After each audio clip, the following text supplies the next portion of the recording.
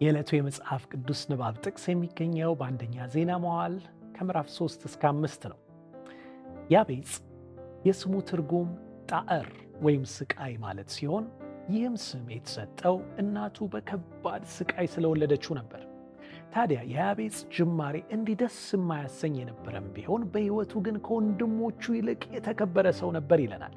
ብዙ ጊዜ መነሻችን አስቸጋሪ ሲሆን ያንን አሸንፎ ከተሻለ መዳረሻ ላይ ራስን ማግኘት ቀላል ጉዞ አይደለም። ያቤጽ ግን የጣር ሰው ተብሎ ከመታወቅ የተከበረ ሰው ወደ መባል የተሻገረው ወደ አምላኩ ባቀረበው እንዲህ የሚል ልመናው ነበር። አቤቱ እንድትባርከኝ ግዛቴንም እንድታሰፋልኝ እለምንሃለሁ፣ እጅ ከኔ ጋር ትሁን፣ ከስቃይና ከጉዳት ጠብቀኝ በማለት ወደ እስራኤል አምላክ ጮኸ። እግዚአብሔርም የለመነውን ሰጠው ይለናል አንደኛ ዜና 4:10።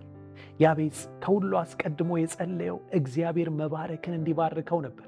በእርግጥም እኛ ሳንባረክ ለሌሎች በረከት መሆን አንችልም።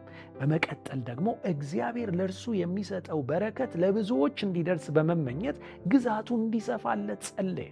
ይህ ሁሉ ደግሞ የሚሆነው እግዚአብሔር እጁን ከእርሱ ጋር ሲያደርግና ከጉዳት ሲጠብቀው እንደሆነ በመረዳት ለዚያም ልመናውን አቀረበ።